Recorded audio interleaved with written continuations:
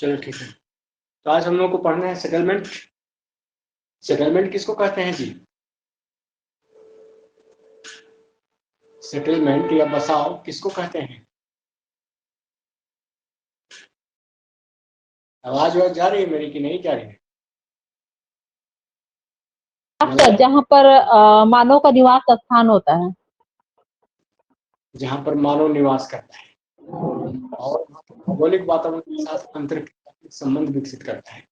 सामाजिक आर्थिक प्रभाव का जिस पर मतलब समाज का सामाजिक व्यवस्था का, आर्थिक व्यवस्था का जिस भौगोलिक क्षेत्र पर प्रभाव पड़ता है, जिस आवासीय क्षेत्र पे, उसी को बसाव कहते हैं। भूगोल की वह शाखा जो मानवीय अधिवासों पर सामाजिक आर्थिक क्रियाओं के प्रभाव का अध्ययन करता है, बस्ती भूगोल कहलाता है या बसाव भूगोल कहलाता है। ठीक है। Settlement geography. सेटलमेंट ज्योग्राफी में सेटलमेंट दोनों तरह के सेटलमेंट का अध्ययन करते हैं।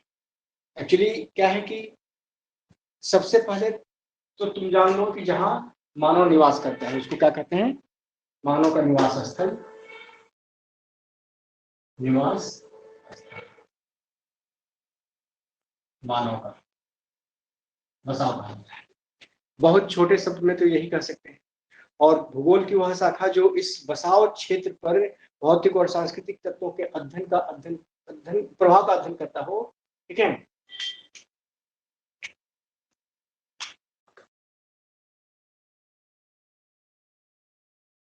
निवास स्थल के क्षेत्र पर भौतिक व सांस्कृतिक तत्वों के प्रभाव का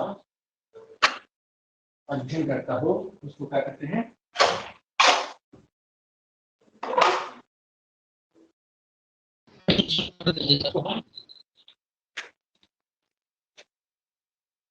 सेटलमेंट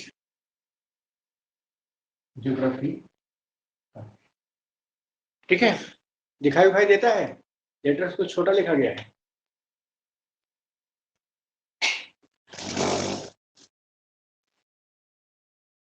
ठीक है। उसको हम सेटलमेंट ज्योग्राफी कहते हैं। तो मानवीय अधिकार मतलब कि मानव अधिवास का केंद्रीय बिंदु जो होता है, यह बसाव है।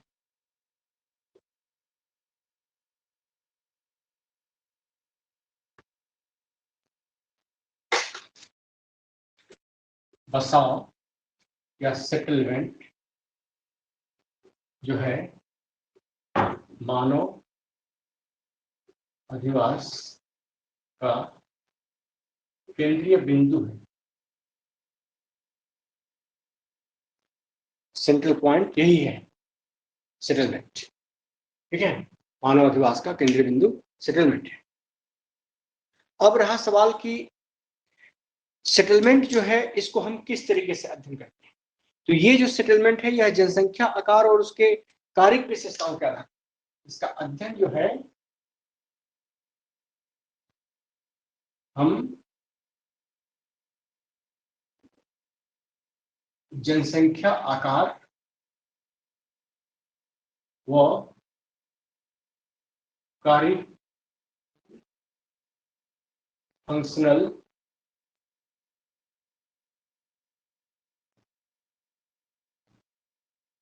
विशेषताओं के आधार पर करते हैं। ठीक है। तो अब रहा सवाल यहाँ पर जनसंख्या आकार, साइज ऑफ पॉपुलेशन, मतलब कि पॉपुलेशन 100-50 है, 1000, 10,000 है, लाख है या करोड़ में है, ये जनसंख्या आकार कहलाएगा। ठीक है। साइज ऑफ पॉपुलेशन, जनसंख्या आकार। कारिक यानी फंक्शनल कैरेक्टरिस्टिक, जो कार्य करता है उसकी विशेषता। तो जैसे ही हम जनसंख्या आकार और कारिक विशेषताओं को ध्यान में रखते हैं, तो ये जो सेटलमेंट है यह 2 भागों में बढ़ जाता है इसके आधार पर। ठीक है। ये जो सेटलमेंट है यह 2 भागों में बढ़ जाता है। पहला हो जाता है तुम्हारा ग्रामीण बसाव,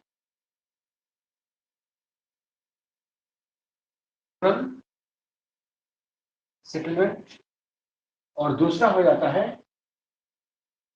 नगरीय बसाव, यानी अर्बन सेटलमेंट। ठीक है, ये सेटलमेंट दो तरह के हो जाते हैं। किसके आधार पर दो तरह के हो जाते हैं?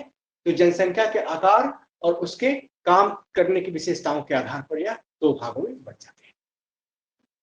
तो सबसे पहले अभी तक हमने ये देखा कि बसाव किसको कहते हैं। बसाव या सेटलमेंट, सेटलमेंट ज्योग्राफी जो है वह निवास स्थल के क्षेत्रफल, भौतिक और सांस्कृतिक तत्वों के प्रभाव का अध्ययन करने का विषय है। यानी भूगोल की वह शाखा जो मानव निवास स्थल के क्षेत्र पर भौतिक और सांस्कृतिक तत्वों के प्रभाव का अध्ययन करता है। ठीक है, उसके अधिवासीय क्षेत्र में, उसके अधिवास पर, उसके अधिवासीय वातावरण पर, उसके हैबिटेट पर, उस शाखा को हम सेटलमेंट ज्योग्राफी कहते हैं। अब रहा सवाल कि सेटलमेंट ज्योग्राफी का जो मुख्य बिंदु है, केंद्रीय बिंदु है जिसका अध्ययन किया जाता है, वह खुद सेटलमेंट है। और इस सेटलमेंट का अध्ययन हम दो आधार पर करते हैं। पहला जनसंख्या आकार और दूसरा जनसंख्या के काम के आधार पर करते हैं। तो इस आधार पर अगर हम देखें तो दो तरह के सेटलमेंट बन जाते हैं, रूरल एग्लोमरेशन और अर्बन एग्लोमरेशन। इसको हम सेटलमेंट की जगह पे एग्लोमरेशन वर्ड भी यूज कर सकते हैं, जमाव। ठीक है, तो रूरल एग्लोमरेशन और अर्बन एग्लोमरेशन। अब जो रूरल एग्लोमरेशन है किसको कहते हैं जी? ग्रामीण जमाव या ग्रामीण बसाव किसको कहते हैं? इसकी कुछ परिभाषा तो होगी। नगर किसको कहते हैं?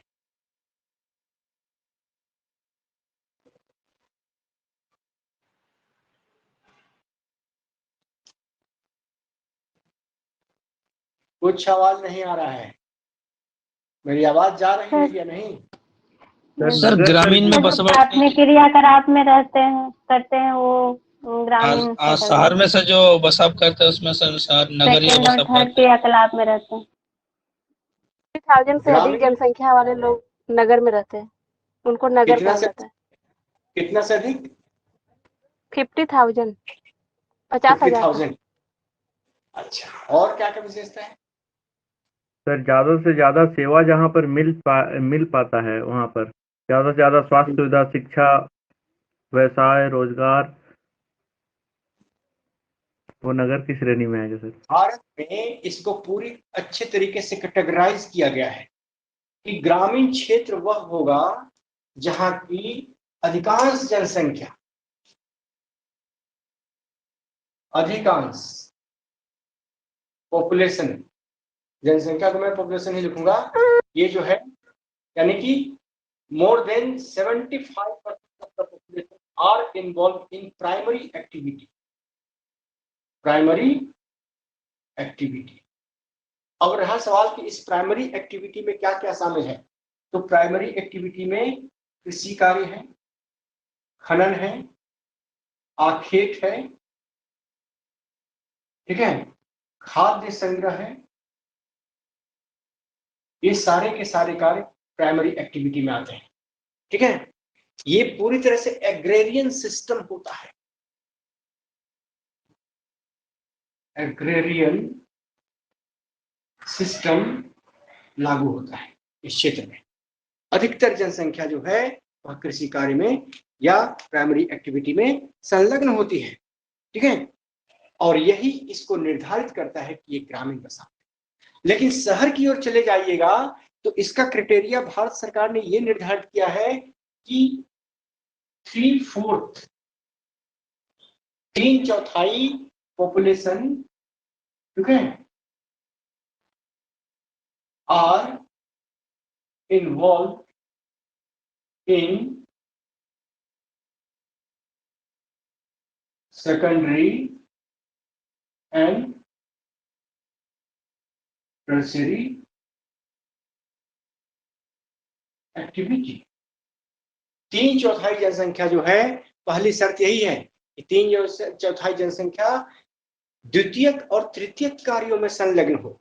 दूसरी शर्त ये है कि इसका जो घनत्व है, डेंसिटी, ठीक है, पॉपुलेशन डेंसिटी, वो 400 पर्सन पर किलोमीटर स्क्वायर हो। और तीसरी शर्त ये है कि पॉपुलेशन साइज जो है वो कम से कम 5000 पर्सन हो, यानी उस क्षेत्र में 5000 कम से कम जनसंख्या रह रही हो, घनत्व 400 व्यक्ति प्रति वर्ग किलोमीटर स्क्वायर के लगभग हो, और 3/4 जनसंख्या जो है सेकेंडरी और टर्शियरी एक्टिविटी में इन्वॉल्व हो, तो ऐसे सेटलमेंट एरिया को हम अर्बन सेटलमेंट कहेंगे। ये याद कर लीजिएगा, ये कई बार यही पैरामीटर दे के पूछता है कि निम्न में से नगरीय जनसंख्या की विशेषता कौन, निम्न में से कौन नहीं है या कौन है। 2 गो देगा, 2 गो गलत देगा, कहेगा 1 और 2 सही है, कहेगा 1 और 3 सही है, कहेगा सभी सही है, कहेगा सब गलत है। तो 1 और 2 सही है, 2 को सही दे दिया 1 और 2 में। तीसरा नंबर ग्रामीण का विशेषता लगा दिया, ठीक है। चौथा नंबर में कह दिया कि कोई नहीं, मतलब कि उपयुक्त सभी, ठीक है। और फिर तब कहेगा कि आंसर बताओ, 1 और 2 सही है, 1 2 3 सही है, 1 2 3 4 सही है, सब सही है, तो 1 और 2 सही है, ठीक है। ऐसे कई बार डेंसिटी में क्या लिखे हैं sir? Secondary and tertiary activity. हाँ सर, इसका डेंसिटी में डेंसिटी 400% पर किलोमीटर स्क्वायर और पॉपुलेशन साइज 5000%। ये बहुत महत्वपूर्ण है और ये आपसे भी पूछा जा सकता है कि क्राइटेरिया क्या है अर्बन सेटलमेंट का, किस सेटलमेंट को हम अर्बन सेटलमेंट कहेंगे और क्यों कहेंगे। इसलिए कहेंगे कि 3/4 जनसंख्या द्वितीयक और तृतीयक कार्यों में संलग्न है, 400 व्यक्ति प्रति वर्ग किलोमीटर स्क्वायर पॉपुलेशन डेंसिटी है, और पॉपुलेशन साइज जो है कम से कम 5000, अधिक से अधिक कुछ भी हो सकता है, लेकिन कम से कम 5000 होना जरूरी है, तब ये अर्बन सेटलमेंट होगा। लेकिन वहीं पर अगर 75% लोग या अधिकतर लोग प्राइमरी एक्टिविटी में इन्वॉल्व हों, बहुत कम लोग सेकेंडरी और टर्शियरी में इन्वॉल्व होते हैं, तो इस पॉपुलेशन सेटलमेंट को हम नगरीय ग्रामीण जनसंख्या कहते हैं, ठीक है। अधिकांश सर ये जो फर्स्ट में जो लिखे हैं एग्रे, क्या लिखे हैं? Aggression system, agrarian system. Sir थोड़ा बड़ा लिखे सर, नहीं देख पा रहे हैं। चलो, और सब दिख रहा था ना। एग्रेरियन, ठीक है, सिस्टम, ठीक है, ये होता है। अब तो ये हो गया तुम्हारा नगर और क्या कहते हैं ग्राम। इसको मिटा दूं? हाँ सर, थोड़ा देर बाद।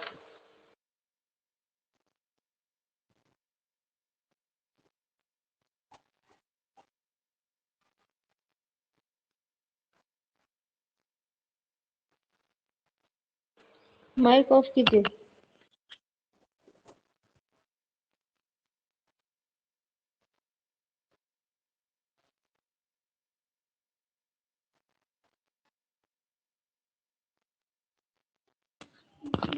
माइक ऑफ कीजिए।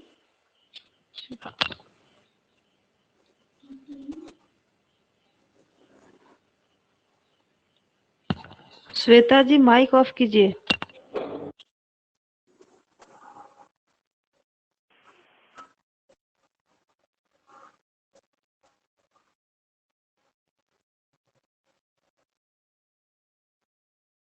सभी लोगों का माइक तो ऑफ ही है जी। यस सर, अब हो गया ठीक सर।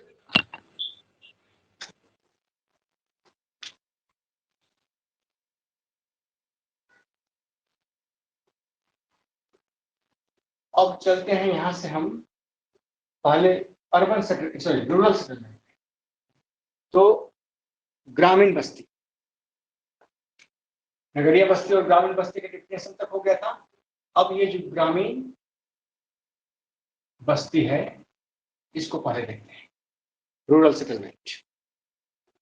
तो अधिकांश जनसंख्या इसके प्राथमिक कार्यों में इन्वॉल्व होती है, इसलिए भौगोलिक अध्ययन जो होता है इसका, इसके 2 परिप्रेक्ष्य में भौगोलिक अध्ययन किए जाते हैं। 2 परिप्रेक्ष्य में भौगोलिक अध्ययन किए जाते हैं। ये दोनों परिप्रेक्ष्य क्या है? पहला परिप्रेक्ष्य है आपका प्रादेशिक वितरण।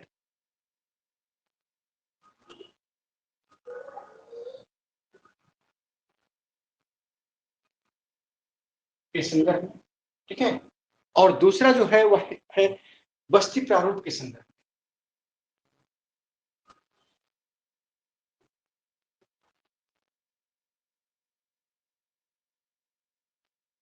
ठीक है, प्रादेशिक वितरण और बस्ती प्रारूप, सेटलमेंट पैटर्न।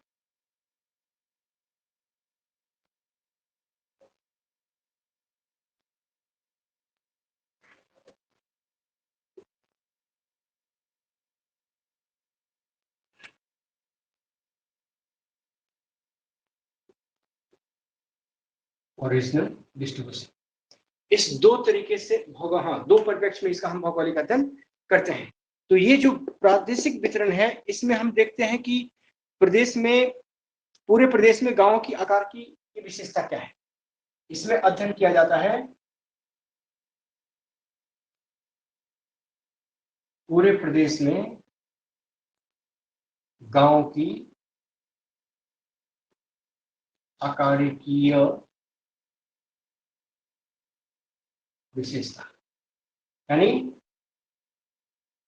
मॉर्फोलॉजिकल कैरेक्टरिस्टिक्स का अध्ययन हम करते हैं। रीजन वाइज, प्रत्येक रीजन में मॉर्फोलॉजिकल कैरेक्टरिस्टिक क्या है गांव की, इसी का अध्ययन करते हैं। और जब हम प्रारूप का के संदर्भ में अध्ययन करते हैं, सेटलमेंट पैटर्न का अध्ययन करते हैं, तो वहां यह देखते हैं कि बसाव के संदर्भ में गांव की विशेषता क्या है। बसाव के संदर्भ में गांव की विशेषता, तो यह दो तरीके से हम देखते हैं। ठीक है, बसाव के संदर्भ में जो गांव की विशेषता है उसको हम दो तरीके से देखते हैं। पहला है कि स्थानिक भौगोलिक वातावरण पर क्या प्रभाव पड़ता है बसाव, स्थानिक भौगोलिक वातावरण पर प्रभाव। और दूसरी विशेषता जो है वह ग्रामीण बस्ती के आकार में विविधता। ग्रामीण बस्ती के आकार में विविधता का अध्ययन करते हैं। ठीक है, तो इस तरह से सेटलमेंट पैटर्न के दो हिस्से हैं, एक स्थानिक भौगोलिक वातावरण पर क्या प्रभाव पड़ता है या वातावरण का उसके बसाव पर क्या प्रभाव पड़ता है, ठीक है, और दूसरा ग्रामीण बस्ती के आकार में किस तरह की विविधता, इस प्रभाव के कारण किस तरह की विविधता पाई जाती है। तो जब भौगोलिक वातावरण का प्रभाव पड़ता है तो यहाँ पर हम देखते हैं कि बस्ती का जो प्रारूप है, जो पैटर्न है, वह 6 तरह के पैटर्न विकसित होते हैं। ठीक है, सबसे पहला इसके आधार पर हम बात करें तो 6 तरह के पैटर्न विकसित होते हैं। पहला है आपका रैखिक, दूसरा है त्रिभुजाकार, तीसरा है आयताकार, चौथा है वृत्ताकार, पांचवा है ताराकार, ठीक है, और छठा प्रतिरूप जो है वो आपका निहारिका।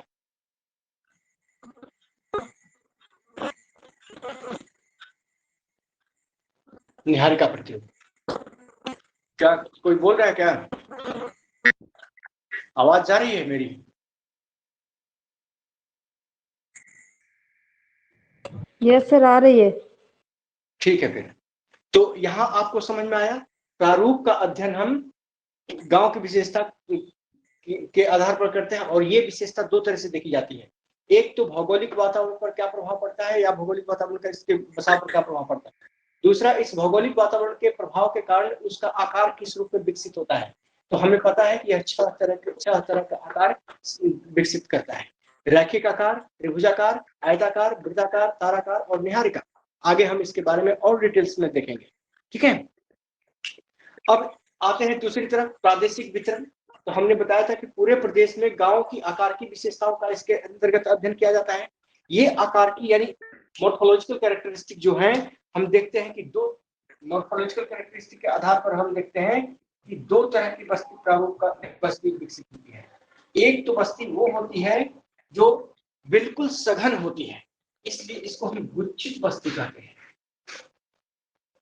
गुच्छित बस्ती। ठीक है, क्लस्टर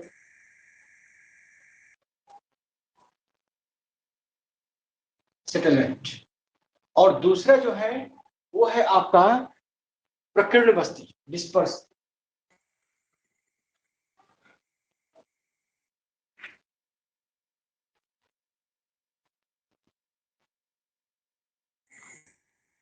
ठीक है, फैली हुई बिखरी हुई बस्ती। तो इस दोनों के अलग अलग कारण होते हैं। ये जो क्लस्टर्ड है इसका विकास कुछ ही स्थानों पर आवासीय सुविधाओं की उपलब्धता के कारण होता है।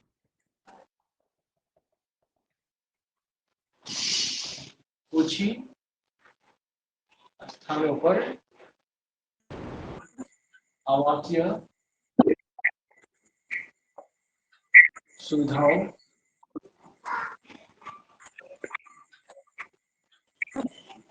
के विकास के कारण इसका विकास होता है। ठीक है, अब जैसे कौन कौन सुविधा है, सबसे पहला है उपजाऊ मैदान या उपजाऊ मृदा, जल उपलब्धता।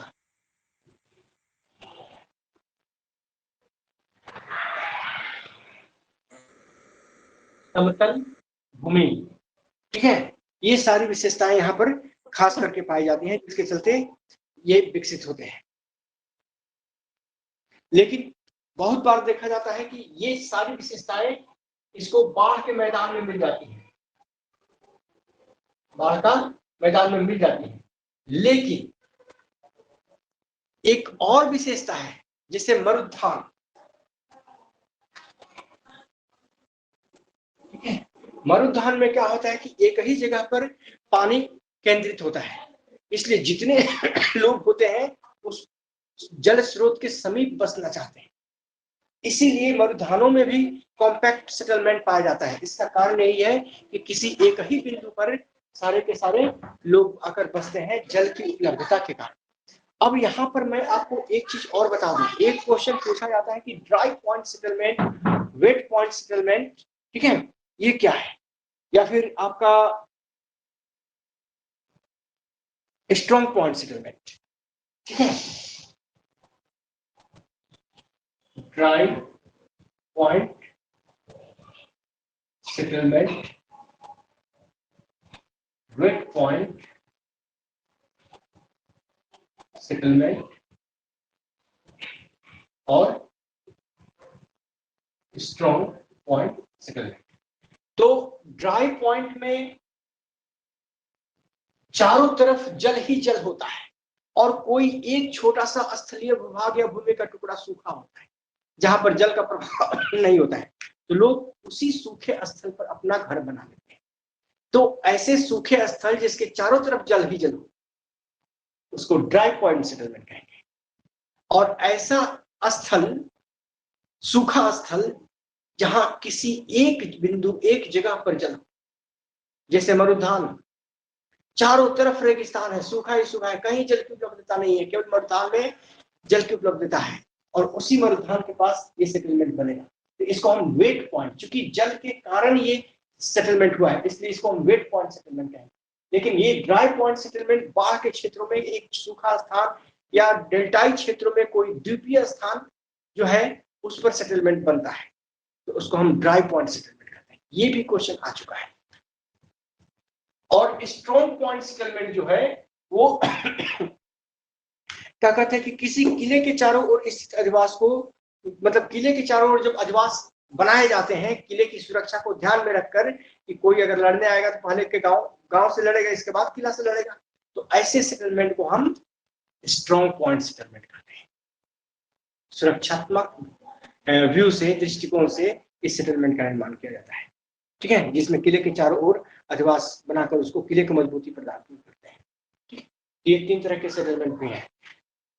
तो गुच्छित बस्ती के विकसित होने का बड़ा कारण ये है कि अधिकतर क्षेत्र या मैदानी भूभाग बहुत उपजाऊ मिट्टी वाला होता है, जल की उपलब्धता पर्याप्त होती है, पर्याप्त से भी ज्यादा होती है, समतल भूमि होती है, या फिर मरुद्यान का क्षेत्र होता है। ऐसे में मरुद्यान के क्षेत्र में केवल जल स्रोत के पास घर बनते हैं और कॉम्पैक्टली पैक्ड होते हैं, इसलिए कि सबको एक समान जल की प्राप्ति हो और जल स्रोत से कोई भी ज्यादा दूर नहीं रहना चाहता है, इसलिए जल स्रोत के पास ही घर बनाता है। ठीक है। जबकि उपजाऊ भूमि के क्षेत्र में, बाढ़ के मैदान के क्षेत्र में, चूंकि मिट्टी बहुत उपजाऊ होती है, इसलिए मिट्टी का अधिक से अधिक उपयोग कृषि कार्यों में हो, इसके लिए लोग कम से कम जगह में घर बना लेते हैं। और इस तरह के गुच्छित सेटलमेंट इतने कॉम्पैक्टली पैक्ड होते हैं कि गलियां बहुत सकरी होती हैं, घर एक दूसरे से लगभग सटे हुए होते हैं, एक दीवार से दूसरी, एक ही दीवार दो घरों के बीच अधिकतर पाई जाती है। ठीक है। और बहुत छोटा सा मतलब कि दरवाजा होता है, द्वार होता है जहाँ बैठक लगी होती है। ठीक है। तो यहाँ पर जमीन के लिए एकदम काफी मशक्कत करनी पड़ती है, जमीन नहीं मिलती है, और लोग उपजाऊ भूमि खेत को घर बनाना नहीं चाहते, उसमें घर नहीं बनाना चाहते हैं, इसलिए कि जनसंख्या बढ़ चुकी होती है, और अगर उपजाऊ भूमि में घर बनाएंगे तो फिर उपजाएंगे क्या, खाद्यान्न की समस्या हो जाएगी, इसलिए उपजाऊ भूमि में घर नहीं जल्दी बनाते हैं। यही कारण है कि जितने गंगा के मैदानी क्षेत्र हैं उसमें ये बसाव जो आप देखिएगा एकदम कॉम्पैक्टली पैक्ड सेटलमेंट पाया जाएगा। ठीक है।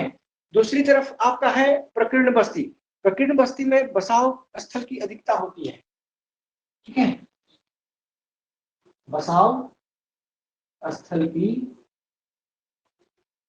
अधिकता होती है।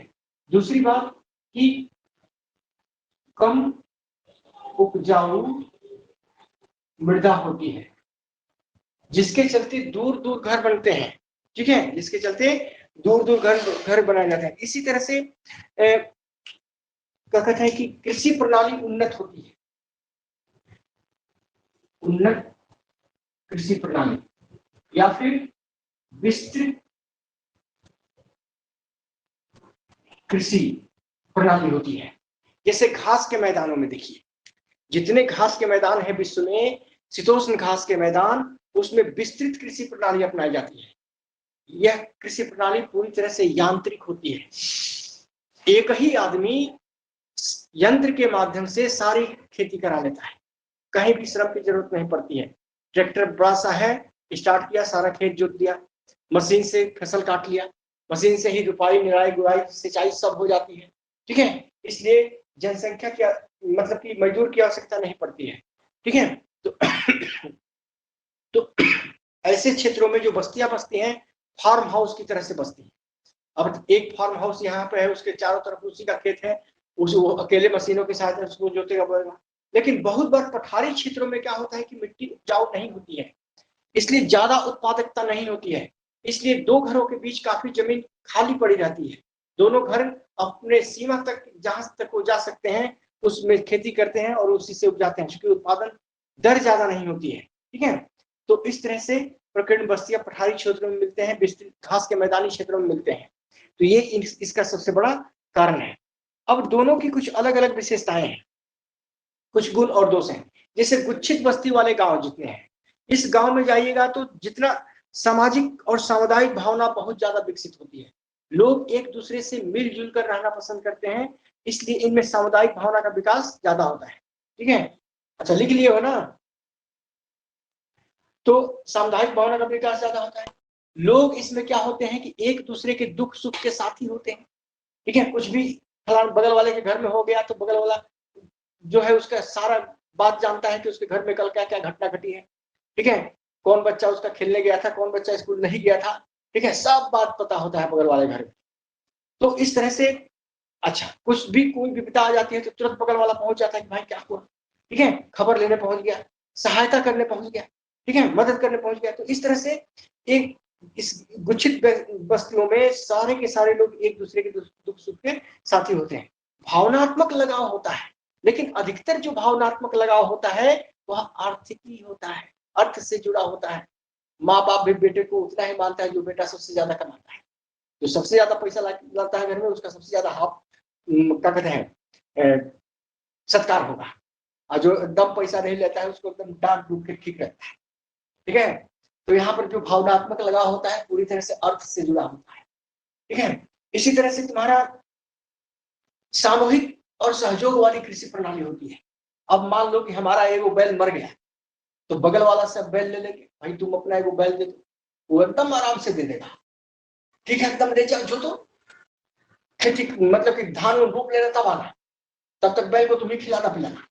ठीक है, वो अपना उसका बैल लेगा, 2 दिन 3 दिन लगा रोपा करने में, इसके बाद तीसरे चौथे दिन पहुंचेगा कि भैया तू भी अपना बैलवा दे दो, हम भी अपना खेती कर ले। अब इसका बैल वो लेके चला जाएगा, वो 3 दिन 4 दिन खूब अच्छा उसको मतलब खेत जोतेगा, धान रोपेगा, इसके बाद उसका बैल ला के दे देगा।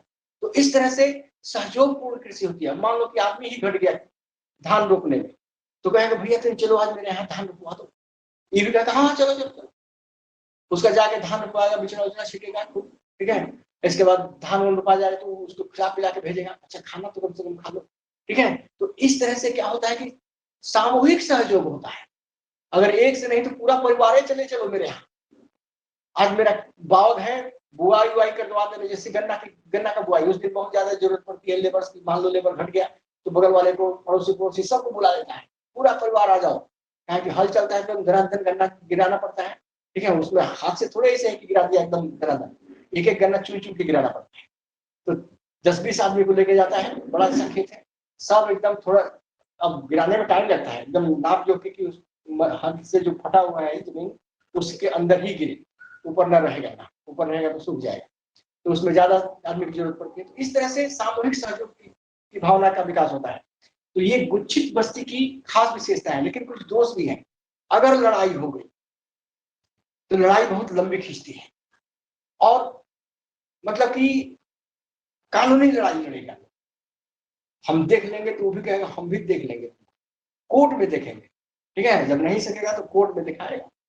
ठीक है, तो कोर्ट में लेके जाएगा, मान लो कि अगला पार्टी बहुत बड़ा है, उसको 3 साल 4 साल 10 साल तक कोर्ट में खिंचवाएगा।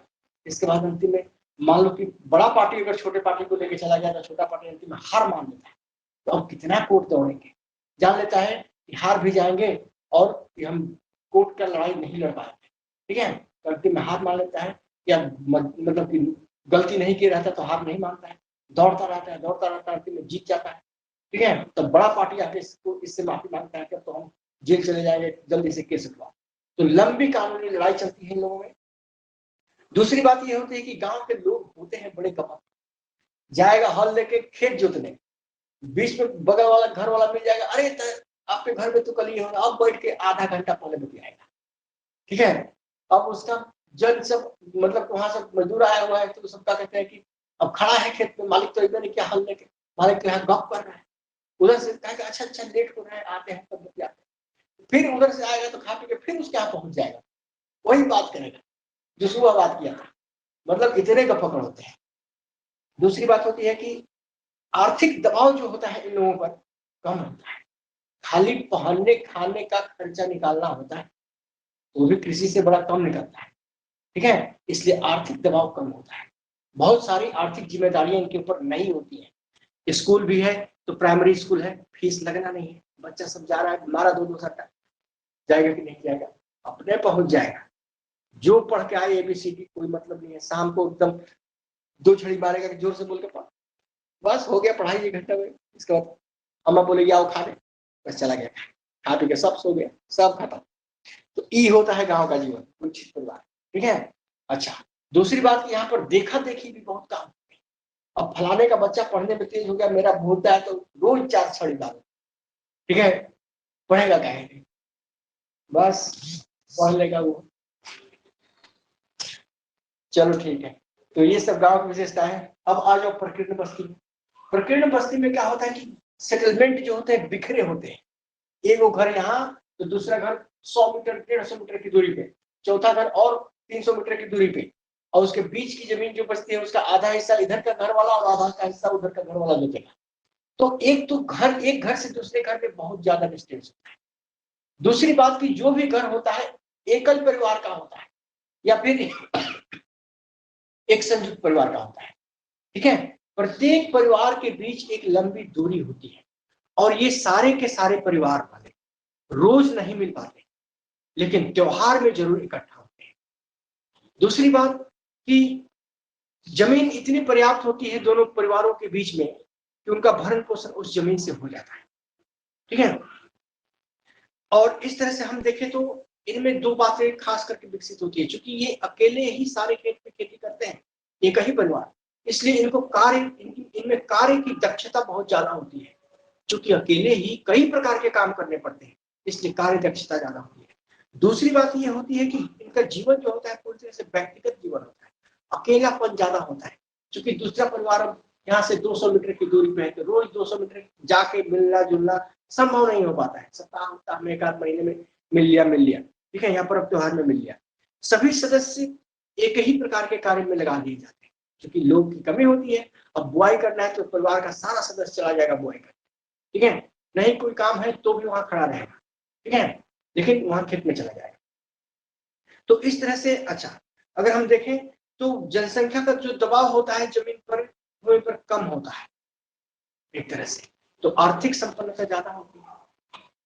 ये इसका कारण है, ये इसका प्रभाव।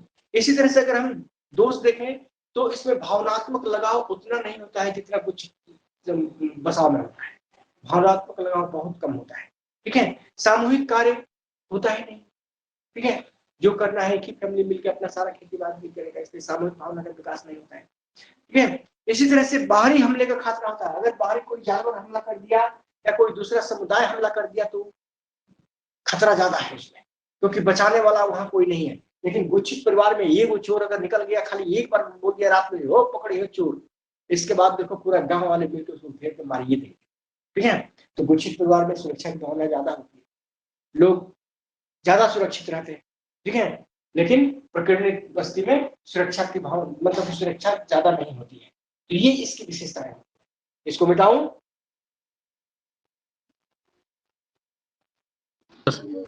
Yes sir.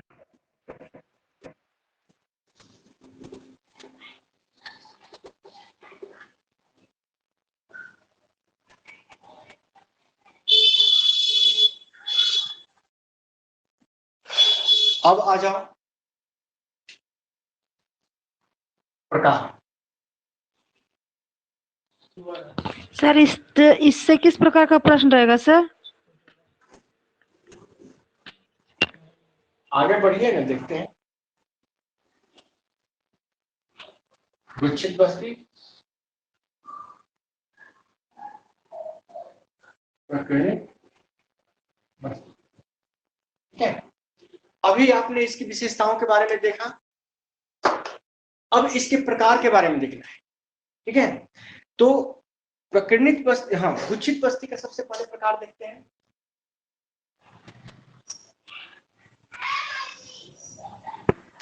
सर ये ग्रामीण बस्ती के प्रकार है सर। हाँ, ग्रामीण बस्ती, ग्रामीण, ठीक है। तो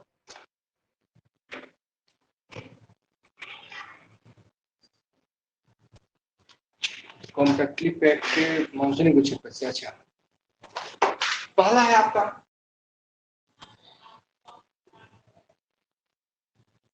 मानसूनी गुच्छित बस्ती, ठीक है। मानसूनी गुच्छित बस्ती को हम कई नामों से जानते हैं, ठीक है। कॉम्पैक्ट सेटलमेंट भी कहते हैं, न्यूक्लिएटेड सेटलमेंट भी कहते हैं, ठीक है। कॉम्पैक्ट न्यूक्लिएटेड सेटलमेंट कहते हैं, ठीक है। इसी तरह से क्लस्टर सेटलमेंट कहते हैं। इसी तरह से इसका नाम एग्लोमरेटेड सेटलमेंट,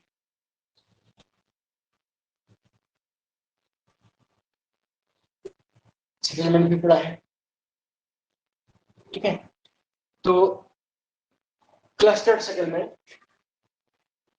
एग्लोमरेटेड सेटलमेंट, ये इसके उपनाम है। एक्चुअली क्या है कि ये पूरा का पूरा जमीन, पूरा का पूरा एक बहुत बड़ा रीजन होता है, एक बहुत बड़ा क्षेत्र होता है, और पाया ये जाता है कि इसमें किसी एक हिस्से में एकदम एक दूसरे से सटा हुआ घर सक्रिय हुए बस्ती का विकास हो गया है, ठीक है, एकदम। और चूंकि इसमें खेतों का आकार जो होता है, ठीक है,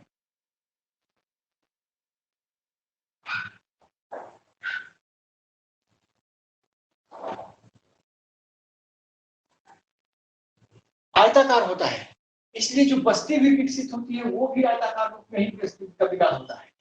ठीक है, तो ये क्वेश्चन पूछा गया था कि गुच्छित सेटलमेंट जनरली आयताकार क्यों होते हैं, क्योंकि इसके चारों तरफ के खेतों का आकार आयताकार होता है। सेटलमेंट भी आयताकार होते हैं।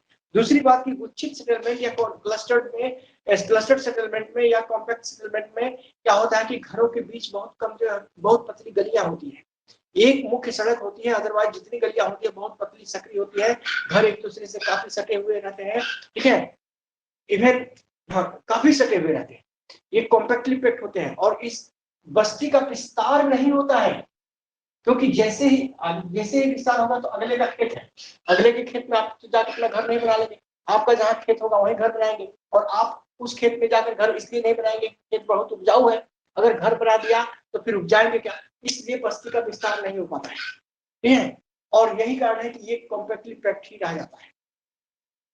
दूसरी बात कि अगर कोई किसी को ज्यादा जमीन है तो वो अपने जाके विस्तार कर सकता है, उसमें घर बना सकता है। ठीक है, लेकिन काफी दिन तक वो है एक हेलमेट की तरह से अकेला पड़ा रहता है। ठीक है, तो इस तरह की बस्तियों का विकास। अब रहा सवाल कि क्षेत्र क्या है जहां पर ये इस तरह की बस्तियां विकसित होती है, तो सबसे पहला क्षेत्र है बाढ़ का मैदान। क्योंकि बाढ़ के मैदान की मिट्टी जो होती है जलोढ़ होती है, काफी उपजाऊ मिट्टी होती है। दूसरी बात की बाढ़ के मैदान में जल उपलब्धता जो होती है, ठीक है, वो बहुत ही पर्याप्त होती है, सतही वो भूमिगत, दोनों प्रकार के जल प्रचुर मात्रा में उपलब्ध होते हैं, जिसके चलते कृषि का विकास बड़े पैमाने पर होता है। और यही कारण है कि इसमें अधिकतर जो लो लैंड वाला होता है, कृषि क्षेत्र जो होते हैं लो लैंड में विकसित होते हैं, और सेटलमेंट जो होते हैं ये हाई लैंड, उच्च भूमि पर सेटलमेंट होते हैं और निम्न भूमि पर खेती होती है। ठीक है, और जो उच्च भूमि पर सेटलमेंट होता है वह काफी कॉम्पैक्टली पैक्ड होता है।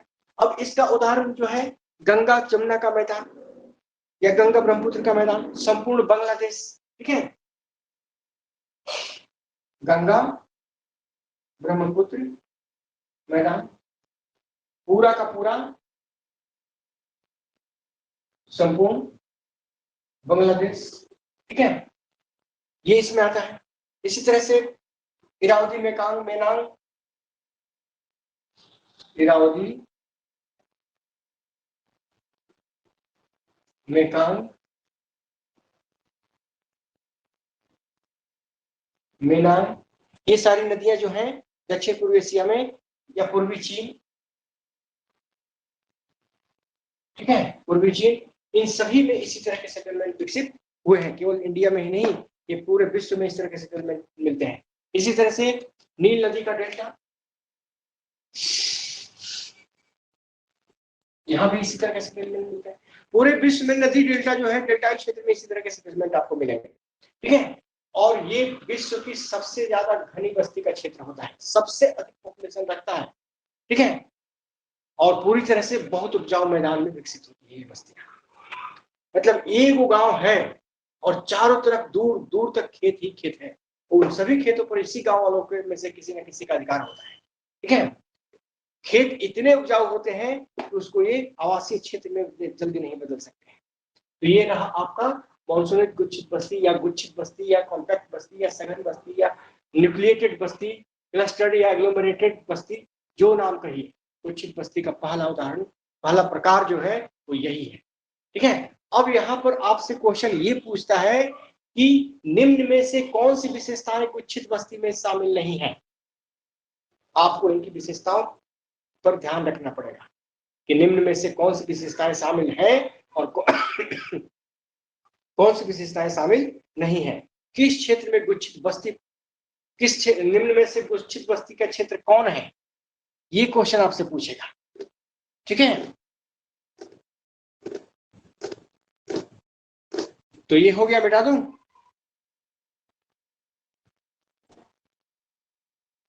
Yes sir.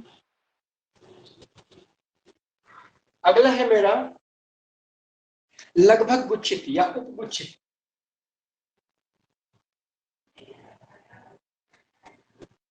गुच्छित या लगभग गुच्छित बस्ती। ठीक है, हेमलेटेड कॉम्पैक्ट रूरल सेटलमेंट।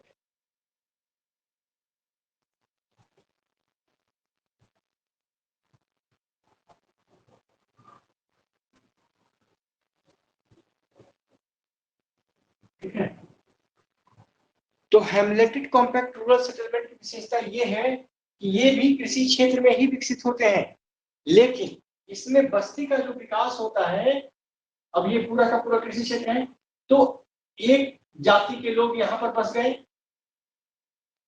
जमीन खरीदा और यहीं पर उस समय जमीन सस्ती होती है और यहाँ पर ये बस गए। दूसरे जाति वाले यहाँ पर जाके बस गए। ठीक है, तीसरी जाति वाले यहाँ पर आकर बस गए, चौथी जाति वाले यहाँ पर आकर बस गए। और इस तरह से आप देखिए तो अलग अलग हेमलेट यानी टोले बन गए हैं। ये यादव का टोला, ये ब्राह्मण का टोला, ये राजपूत का टोला, ये जवार का टोला, इस तरह से कई करके टोले बन जाते हैं। तो इस तरह से जब टोलो, और ये सारे के सारे टोले, सारे के सारे हेमलेट काफी कॉम्पैक्टली पैक्ट होते हैं, इनमें भी फैलने के लिए जगह नहीं होती है, क्योंकि चारों तरफ की जमीन उपजाऊ जमीन होती है, इनको बसाया गया होता है। एक्चुअली इंडियन कल्चर में गांव के उत्तरी हिस्से में, ये नॉर्थ है, ये साउथ है, ये ईस्ट है और ये वेस्ट है, तो इस हिस्से में, नॉर्थ और ईस्ट, इस हिस्से में जो भी ऊंची बिरादरी के लोग हुआ करते थे, चाहे वो ब्राह्मण हो चाहे राजपूत हो, ये अपना घर बनाते थे और अपने ठीक नीचे अपने सेवकों का घर बनाते थे। ठीक है, इसके बगल में ठीक नीचे या फिर बगल में अपने यहाँ सेवा देने वालों को जमीन दे देते थे कि यहीं पर तुम बस जाओ। बाद में उसकी संख्या बढ़ जाती थी तो वो फिर अपने जमींदार से जमीन मांगता था कि हमको थोड़ा सा और जमीन दे दीजिए, घर बनाना है। उसकी सेवा से खुश रहता था तो दे देता था, खुश नहीं रहता था तो नहीं देता था। ठीक है, तो इस तरह से धीरे धीरे धीरे धीरे करके इसके चारों तरफ जो घर बसे हैं वो इन्हीं को सेवा देने वाले लोग होते हैं। ठीक है, ये सारे का सारा जायदाद जमीन इसी का होता है और इनको सेवा देने वाले लोगों के अलग अलग टोले विकसित हो जाते हैं। ये बड़ा गांव होता है जमींदारों का, इसमें कई जमींदार होते हैं और चूंकि इन सभी के यहाँ काम करते हैं तो ये सभी अपनी जमीन के कुछ हिस्से इनको दे देते हैं, वहीं पर बस जाते हैं ये लोग और इनका विकास हो जाता है।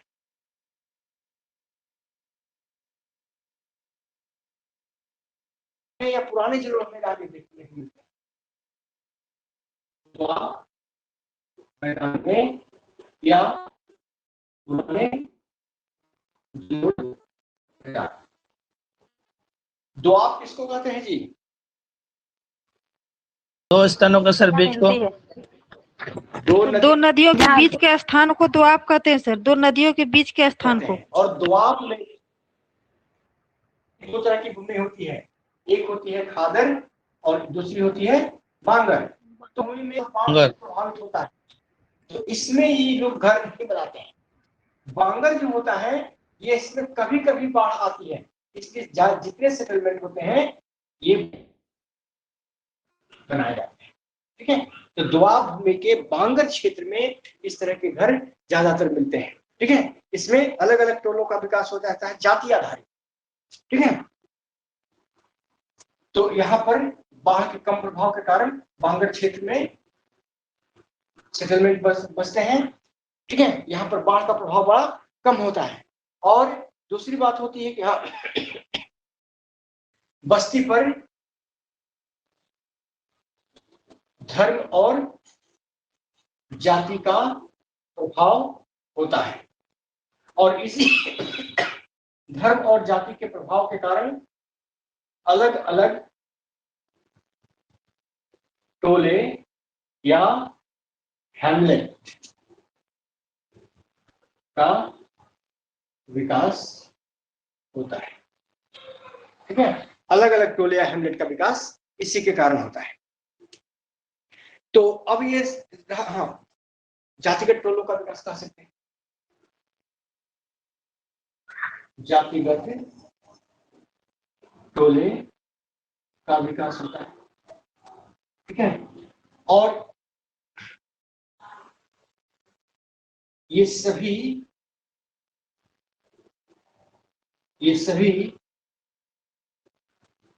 निम्न जातियों के टोले उच्च जमींदारों के कार्यों के प्रति समर्पित होते हैं, ठीक है। क्योंकि ये जमीन ही उन्हीं जमींदारों द्वारा उपलब्ध कराई गई होती है, इसलिए इन टोलों के जो लोग होते हैं उस जमींदारों के यहाँ जनरली काम करते हैं और कहीं नहीं जाएंगे। कोई दूसरे लेके जाना भी चाहे तो दूसरे गांव कोई नहीं जाएंगे, ठीक है, उठने वाले को छोड़ के। तो इस तरह से ये इस तरह हेमलेटेड क्लस्टर टाइप जो है या कॉम्पैक्ट टाइप जो सेटलमेंट है वो इसी कारण विकसित होते हैं, ठीक है। अब रहा सवाल कि ये कहां पर मिलते हैं, तो ये भी नदी घाटी क्षेत्र में या दोआब क्षेत्र में पुराने दृढ़ मैदान में मिलते हैं, ठीक है। खास करके नील नदी घाटी, उत्तरी चीन, पंजाब हरियाणा मैदान, ऊपरी गंगा मैदान, लिख लीजिए, ऊपरी गंगा मैदान, पंजाब हरियाणा मैदान, ठीक है।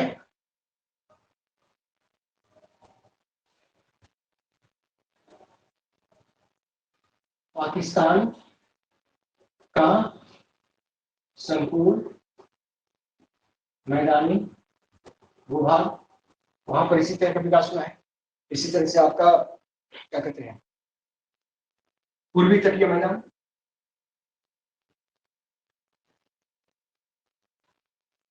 ठीक है।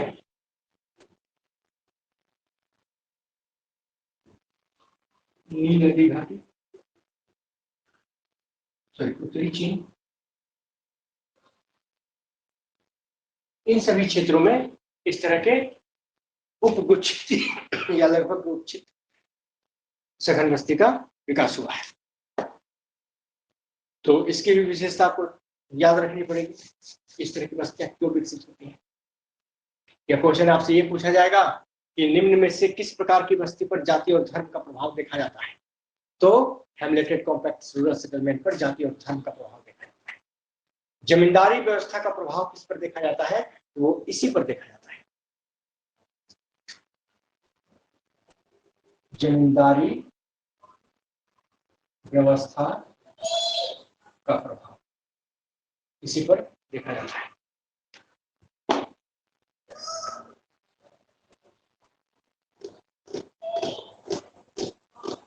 कहीं कोई दिक्कत हो तो पूछ सकते हैं, लेटर्स अच्छे नहीं लिखे गए हैं।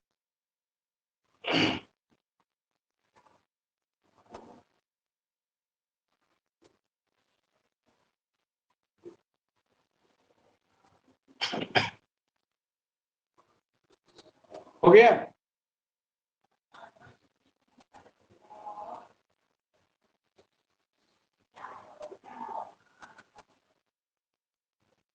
सर नीचे का नहीं मिटाइए। ठीक है, बढ़िया। अगला है मेरा रैखिक गुच्छित बस्ती।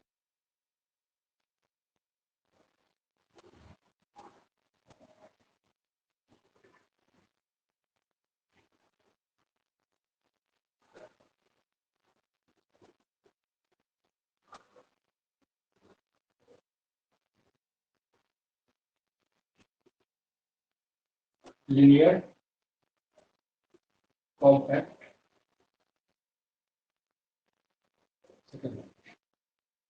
है। तो रैखिक गुच्छित बस्ती किसी एक सड़क के किनारे या नहर के किनारे या रेलवे लाइन के किनारे आप देखेंगे कि दोनों तरफ एकदम कॉम्पैक्टली पैक्ड, एकदम एक दूसरे से सटी हुई बसी है, ठीक है। इसी में थोड़ा पीछे भी घर बन जाता है, ठीक है।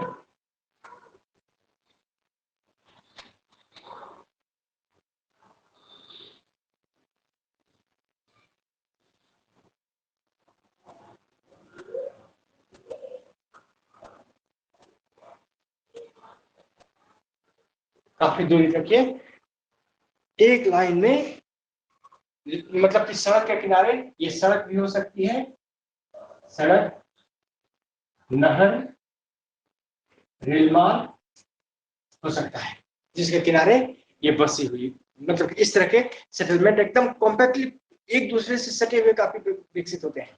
या प्राकृतिक बांध हो सकता है, प्राकृतिक बांध हो सकता है, बांध पर भी, बांध के दोनों किनारों पर इस तरह से बसाव जो है विकसित हो जाते हैं, तो इसको हम रैखिक गुच्छित सेटलमेंट कहते हैं। ये जमीन की कमी, घर बनाने के लिए जमीन की काफी कमी होती है, तो बाढ़ के मैदान में प्राकृतिक बांध के सहारे, बाढ़ के मैदान में प्राकृतिक बांध के किनारों पर, ठीक है। दूसरा जो है रेल मार्गों के सहारे,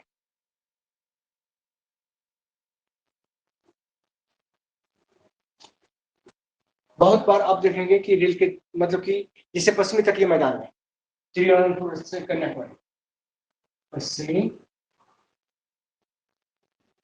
तटीय मैदान में तिरुवनंतपुरम से लगातार कन्याकुमारी तक ये सेटलमेंट आपको मिलेगा, ठीक है।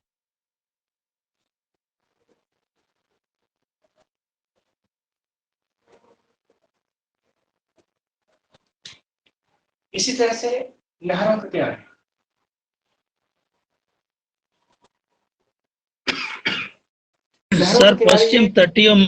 सर पश्चिम तटीय मैदान में तिरुवनंतपुरम से कन्याकुमारी तक लगातार इस तरह के बसाव मिलते हैं।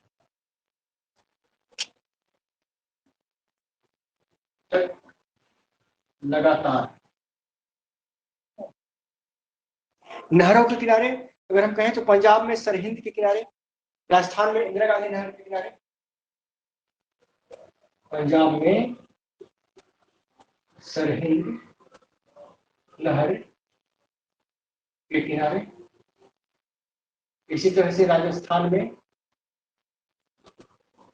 इंदिरा गांधी नहर के किनारे, इस तरह के सेटलमेंट आपको मिलते हैं, ठीक है।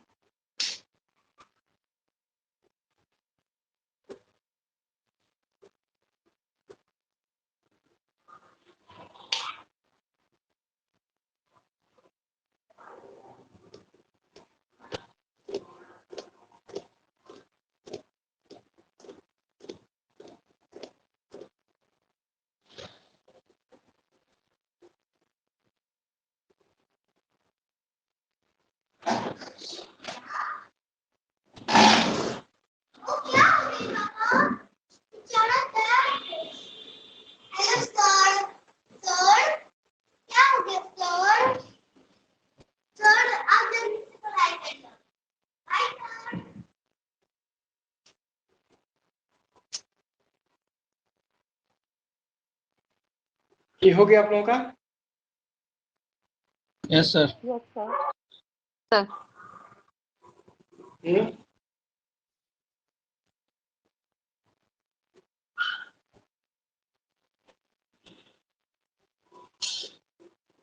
चलो ठीक है। अगला है मेरा गुच्छित सा पूर्वावस्थित।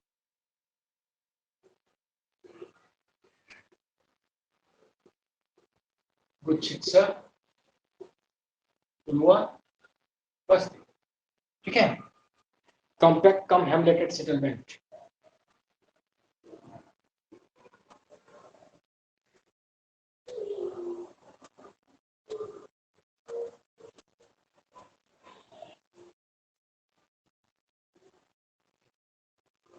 तो कॉम्पैक्ट कम हेमलेटेड सेटलमेंट में क्या होता है कि जो बसाव होता है, मुख्य बसाव, सबसे अनुकूल जगह पर एक केंद्रीय बस्ती विकसित होती है।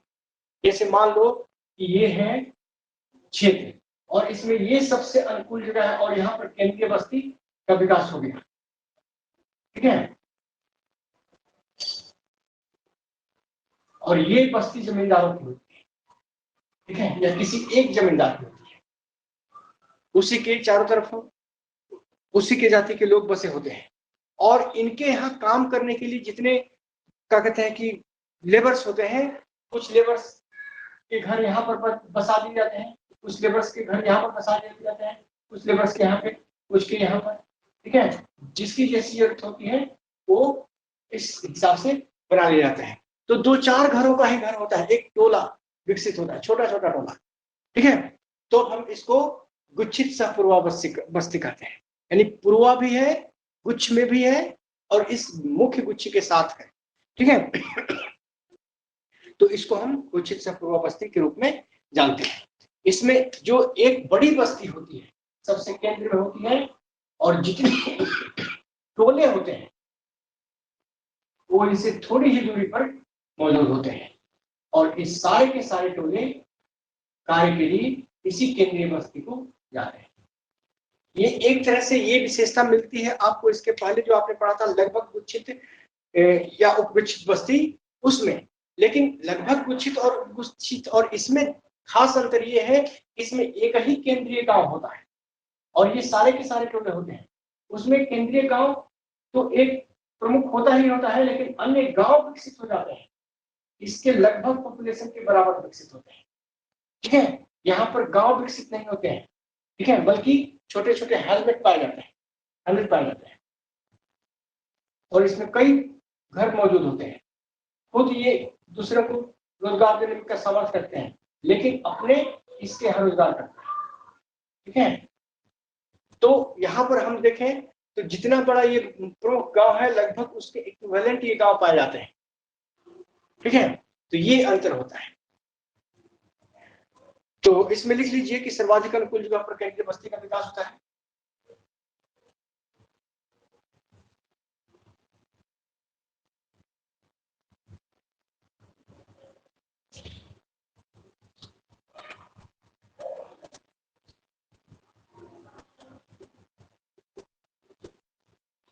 ठीक है,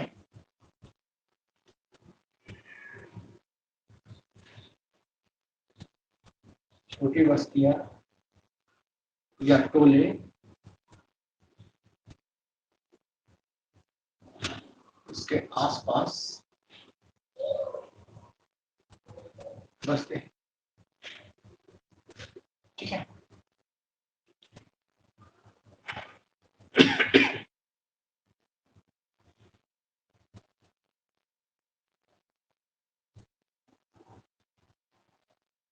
केंद्रीय बस्ती में प्रभावशाली लोगों का निवास होता है और इनका प्रभाव बाहरी टोलों पर अधिक होता है, ठीक है।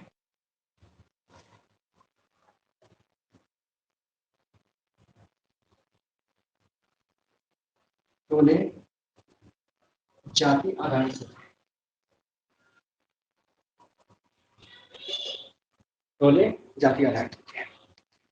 इसको हम संयुक्त बस्ती या कंपोजिट सेटलमेंट भी कहते हैं।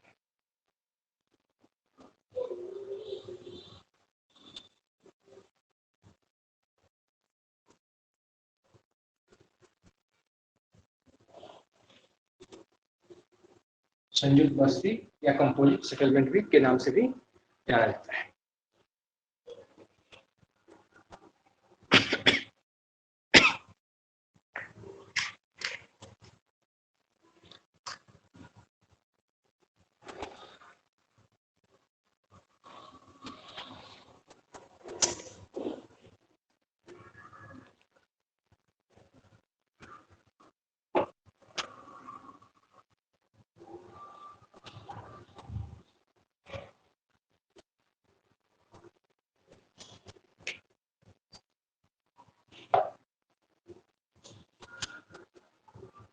हो गया? Yes sir. Yes sir. अगला है मेरा गुच्छित सह पूर्वा सह बिखरी बस्ती।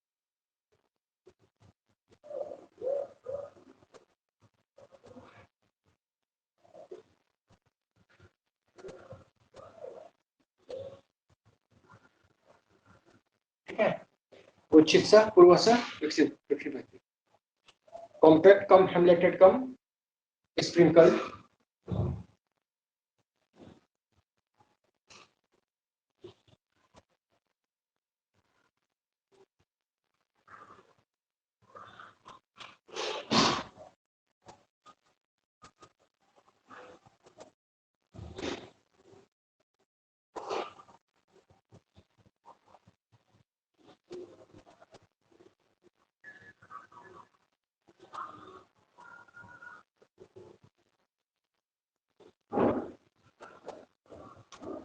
सेटलमेंट।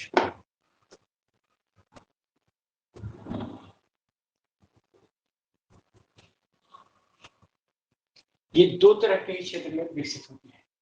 पहला जमींदारी प्रथा क्षेत्र में और दूसरा हरित क्रांति क्षेत्र में। अब हरित क्रांति क्षेत्र में तुम देखो तो इसमें हरित क्रांति का क्षेत्र पंजाब हरियाणा का मैदान है, पाकिस्तान है, मिस्र है। इन सभी क्षेत्रों में हुआ क्या है कि फार्म हाउस टाइप के घर बने, मतलब कि एक पूरा का पूरा क्षेत्र मेरा, बीच में अपना घर बना लिया, चारों तरफ मेरे जमीन है, उसी में एक छोटा सा घर या छोटा सा टुकड़ा जमीन का जिस लेबर का ज्यादा मैं उपयोग करता हूँ उसको दे दिया कि अपना घर बना, तो मेरे घर के से थोड़ी दूरी पर उसका घर होगा। ठीक है, और पूरा का पूरा जमीन मेरा होगा। इस तरह के हरित क्रांति क्षेत्र में फार्म हाउस प्रकार के घर, ठीक है, फार्म हाउस प्रकार के घर विकसित होते हैं। ठीक है, तो इसको हम गुच्छित सह पूर्वा सह बिखरी, गुच्छित भी है, पूर्वा भी है और बिखरा हुआ भी है। ठीक है, एक मेरा घर, ठीक है, यहाँ पर एक लेबर का, दो लेबर, एक दो लेबर का, इसी तरह से यहाँ पर कुछ और लेबर का, ठीक है, तो इस तरह से इनका विकास होता है। ठीक है, तो गुच्छित सह पूर्वा सह बिखरा हुआ है, गुच्छित भी है, पूर्वा भी है और बिखरा हुआ है। सर फार्म हाउस में छोटा छोटा घर ना? हाँ, इस तरह के सेटलमेंट करते हैं। ठीक है, तो ये 5 प्रकार के हैं और इन पांचों प्रकार में सबसे ज्यादा प्रश्न जो पहला आपने पढ़ा था मॉनसूनी गुच्छित बस्ती, उससे क्वेश्चन सबसे ज्यादा आए हैं, लेकिन इनसे भी आ सकते हैं, इसकी काफी संभावना है। तो ये प्रकार और इसकी विशेषताएं कहाँ विकसित हुए हैं, क्या विशेषताएं रखते हैं, ये आपको इसमें याद रखना है। इसी तरह से अब आ जाइए आपका प्रकीर्णित बस्ती। गुच्छित बस्ती का टाइप हो गया, अब प्रकीर्णित बस्ती के प्रकार को देख लें। इसको देख लिया आप लोगों ने? Yes sir. Yes sir. देखिए, प्रकीर्णित बस्ती के पीछे विकसित होने का 2 कारण है। एक तो कारण ये है कि उपजाऊ मैदान नहीं हो, काफी विस्तृत क्षेत्र हो। ठीक है, इसके विकसित होने के 2 कारण हैं। पहला नंबर की बसाव स्थल की अधिकता,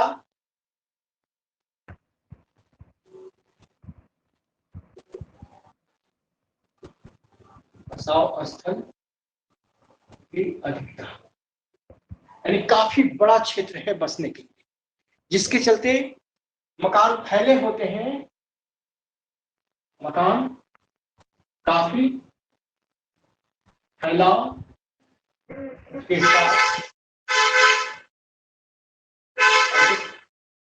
दूरी पर होते हैं और उनके बीच विस्तृत कृषि भूमि होती है। ठीक है, दूसरा कारण ये होता है कि विषम स्थलाकृति का क्षेत्र,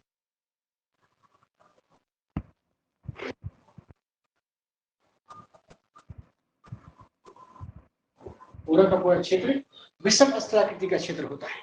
जैसे इसमें घने वन लगे हों, अनुपजाऊ क्षेत्र हो,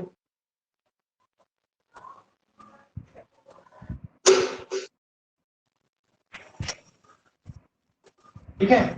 इसी तरह से आपका दलदली भूमि हो, मरुस्थलीय क्षेत्र हो,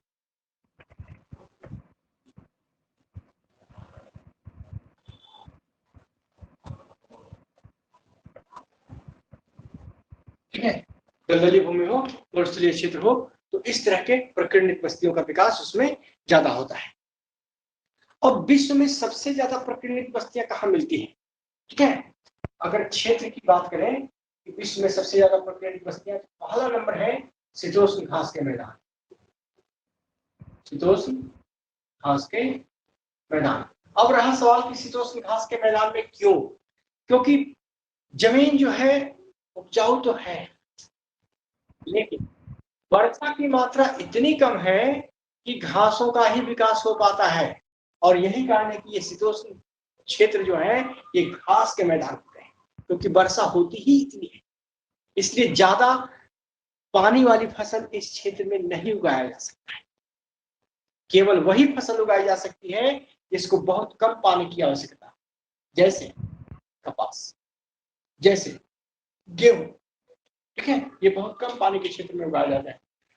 75 सेंटीमीटर वर्षा हो गई, यही बहुत है। तो इस क्षेत्र में जो बस्तियां विकसित होंगी वो प्रकीर्णित बस्ती होगी, ठीक है। इस क्षेत्र में जो विकसित होगी बस्ती वो दूर दूर फैली होगी। और इसी क्षेत्र में विश्व में आप देखिए कि आज की जितनी सर भारत का इसमें कोई भी क्षेत्र आएगा सर? सर शीत क्या लिखा सर? शीत घास का क्षेत्र मैदान। पहले सुनने का काम करो, जब मैं रुक जाऊंगा तो बोलना, ठीक है। बीच में बोलने लगते हो, ये अच्छी बात नहीं है। हम ना सुन पाएंगे ना तुम मेरा सुन पाओगे। पहले मुझे बता लेने दो, इसके बाद पूछना, तुमको ज्यादा फायदा होगा। मैं बोल रहा हूँ कि शीतोष्ण घास के मैदान विश्व में जितने भी हैं वहां पर विस्तृत कृषि पाई जाती है। कारण यही है कि ये कृषि मैदान उपजाऊ तो है, लेकिन वर्षा की मात्रा इतनी कम है कि बहुत कम वर्षा जल वाली फसल ही उगाई जा सकती है, पहला कारण, ठीक है। दूसरी बात कि इस क्षेत्र का दोहन अब किया जा रहा है। विस्तृत कृषि प्रणाली की सबसे बड़ी विशेषता होती है यंत्रीकरण। यंत्रों के आधार पर बहुत कम लोग होते हैं, लेकिन मशीनों की सहायता से यहाँ पर खेती विकसित की गई है। रहा सवाल कि भारत में, तो भारत एक सघन जनसंख्या का देश है। यहाँ अगर दूसरी बात की शीतोष्ण घास के मैदान भारत में विकसित नहीं है, सवाना घास के मैदान के क्षेत्र विकसित है। जो क्षेत्र पूरा मध्यवर्ती उत्तरी मध्यवर्ती हिस्सा जो कि 100 सेंटीमीटर से 50 सेंटीमीटर के बीच वर्षा पाता है, यानी कि पूर्वी राजस्थान से लेकर पश्चिमी यूपी, आधा पश्चिमी यूपी का क्षेत्र, ये सवाना घास के दृश्य यहाँ पर मिलते हैं। दूर दूर तक घास मैदान मिलते हैं, बीच बीच में कहीं कहीं ऊंचे पेड़ मिलेंगे आपको। ये पार्कलैंड समान भूमि ये दृश्य उत्पन्न करते हैं, और शीतोष्ण घास के मैदान भारत में नहीं है। तो इस तरह के क्षेत्र आपको भारत में नहीं मिलते हैं, और विस्तृत कृषि भी नहीं मिलती है। हाँ, जो पंजाब हरियाणा का मैदानी क्षेत्र है वहां पर ये कंडीशन है, वर्षा कम होती है, लेकिन शीतोष्ण घास या शीतोष्ण क्षेत्र नहीं है वो, ठीक है। वो एक उष्ण क्षेत्र है, और वहां पर जो फार्म हाउस बनाए गए हैं कुछ इसी तरह के उदाहरण है। मलाई, तुम क्या बोल रहे थे ये बताओ। वही सर, क्या शीतोष्ण घास का मैदान है ना बोला, एक नंबर से लिखा है नीचे में। भारत हाँ शीतोष्ण घास के मैदान है, साफ तो लिखा हुआ है, ठीक है। भारत में एक शीतोष्ण घास के मैदान नहीं है, उष्ण घास के मैदान है, सवाना घास के मैदान है। घास के मैदान पूरे विश्व में दो तरह के, ठीक है। घास मैदान पूरे विश्व में दो तरह के हैं। एक है आपका सवाना घास मैदान, और दूसरा है स्टेपी या प्रेयरी या पंपास। ये सारे के सारे शीतोष्ण घास मैदान है, और ये कंडीशन इंडिया में नहीं है। इंडिया में अगर है तो ये कंडीशन है सवाना घास के मैदान की, ठीक है। और ये दोनों घास मैदान का क्वेश्चन एग्जाम में खूब पूछा है, ठीक है। तो मैं चल रहा था इसमें, तो विस्तृत कृषि क्षेत्र पाए जाते हैं भारत में। जहां तक ये बात है तो प्रकीर्णित बस्तियां भारत में दो तरह के क्षेत्रों में मिलती हैं। एक तो पूरा का पूरा पठारी क्षेत्र, ठीक है, विषम स्थलाकृति का क्षेत्र जो है, ठीक है, उसमें भी पाया जाता है। हाँ, मैं बोल रहा था कि क्षेत्र, तो पहला हो गया शीतोष्ण घास का मैदान, दूसरा जो क्षेत्र है ये पठारी क्षेत्र है, ठीक है। प्रकिरणित बस्तियां पठारी क्षेत्रों में भी मिलती हैं, और भारत का अधिकतर जितना दक्षिणी प्रायद्वीपीय हिस्सा है, प्राय द्वीपीय पठार जो है भारत का, उसमें इस तरह की बस्तियां सबसे ज्यादा मिलती हैं, ठीक है। शीतोष्ण घास तो है नहीं, लेकिन पठारी क्षेत्र है इंडिया में, ठीक है। इसी तरह से पर्वतीय क्षेत्र,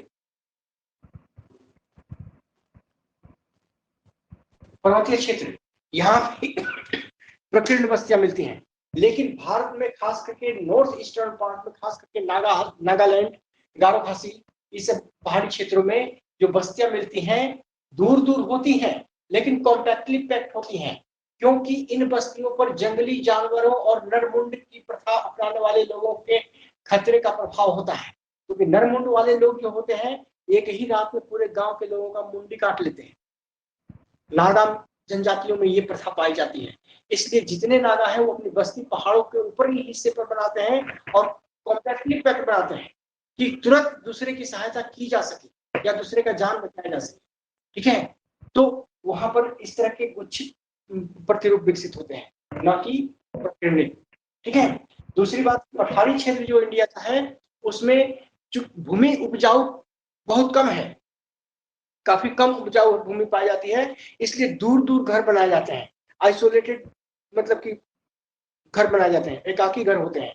जैसे आपका इसमें पठारी क्षेत्र में ये क्षेत्र है, तो एक घर यहाँ बनेगा, एक यहाँ बनेगा, एक यहाँ बनेगा, एक यहाँ, फिर दूसरा, ये इसका एरिया होगा, ये इसका एरिया होगा, ये इसका एरिया होगा जिस पर वो खेती बाड़ी करेगा, ठीक है। उसमें जंगल झाड़ सब उगे रहते हैं, पत्थर भी मिल जाता है बीच बीच में, ठीक है। इस तरह के क्षेत्र बटे रहते हैं और एक दूसरे से दूर दूर ये घर बने रहते हैं, इसलिए इसको हम प्रकीर्णित एकाकी प्रकीर्ण बस्ती कहते हैं। अब रहा सवाल, तो इसमें दो तरह की बस्तियां विकसित होती हैं। पहला है आपका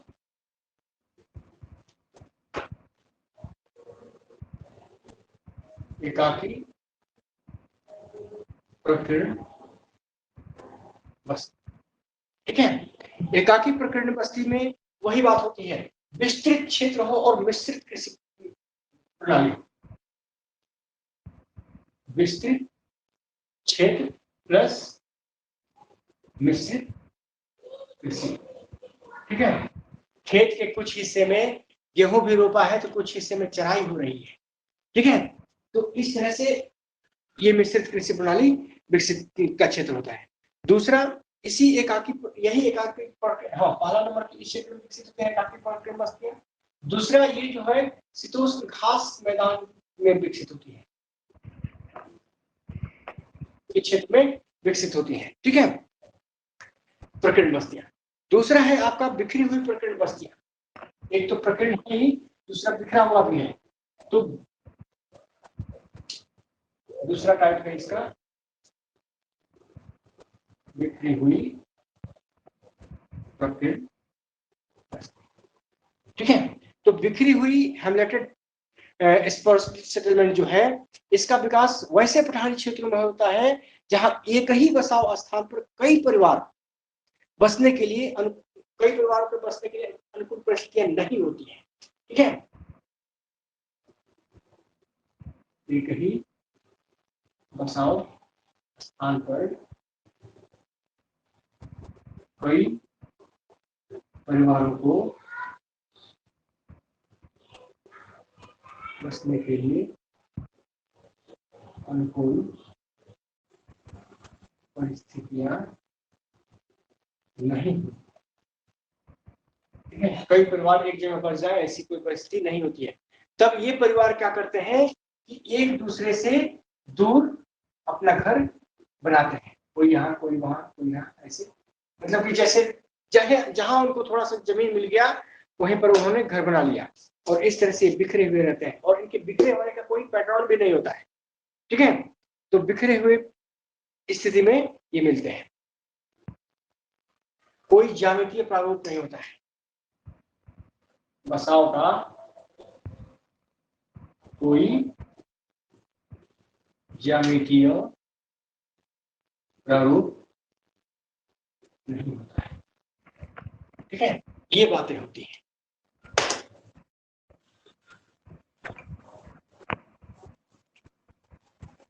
और कोई क्वेश्चन इसमें पूछना चाहता है तो पूछ सकता है।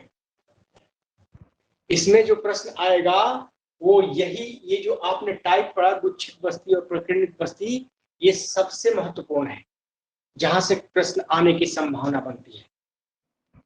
यानी आज के चैप्टर में सबसे ज्यादा क्वेश्चन यहीं से आपको पूछे जाएंगे। दूसरा जो क्वेश्चन मैंने बताया था आपका कि ये जो क्या कहते हैं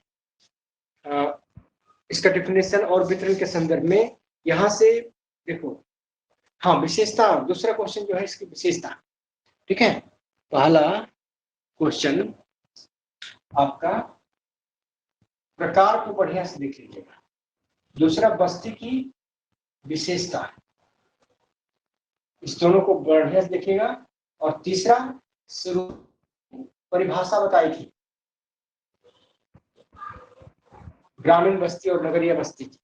ठीक है, तो बस्ती केंद्रीय बिंदु है सेटलमेंट ज्योग्राफी का, सेंट्रल थीम है। ठीक है, और इसमें ग्रामीण बस्ती और नगरीय बस्ती की अलग अलग परिभाषाएं मैंने बताई थी, और इस परिभाषाओं में नगरीय बस्ती की परिभाषा सबसे ज्यादा बार पूछा गया है। ठीक है, तो आपके भी क्वेश्चन यहीं से दोहराए जाए, या तो वो परिभाषा को लेकर प्रश्न पूछ ले कि निम्न में से कौन सी विशेषता नगरीय बसाव का नहीं है या है।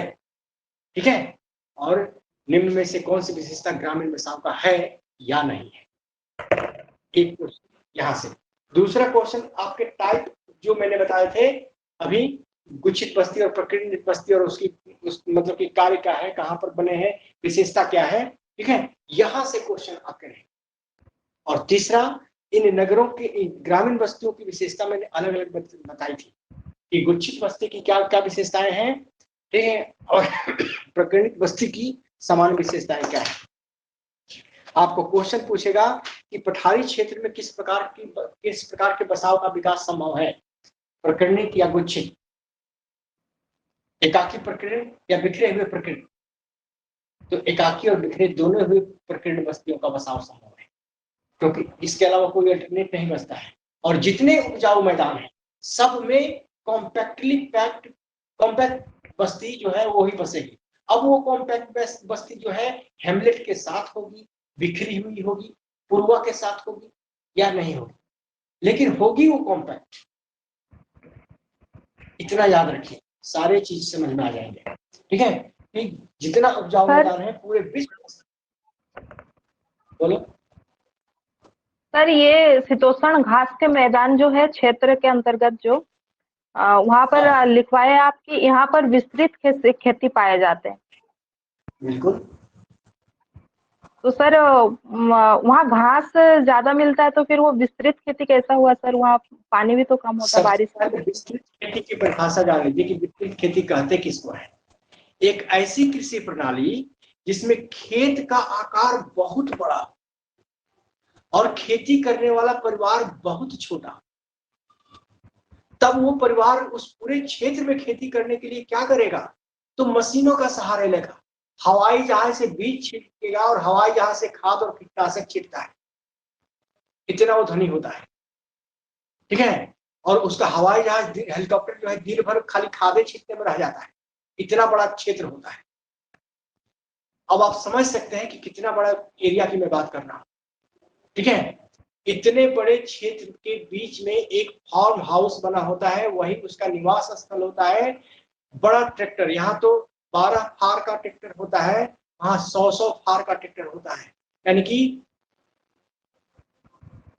8 ट्रैक्टर में जितने फाल लगे होते हैं वहां एक ट्रैक्टर में उतना फाल लगा होता है, और उस ट्रैक्टर से जुताई करता है। जुताई भी हमेशा नहीं, साल में एक बार बस एक फसल उगाना होता है, गेहूं का। शीतोष्ण क्षेत्र में वर्षा नहीं होती है, बहुत कम, 75% वर्षा हो जाती है। बसंतकालीन गेहूं बोएगा, बर्फ पिघलेगी, उससे उसको जल मिल जाता है, वर्षा ना भी हो तो।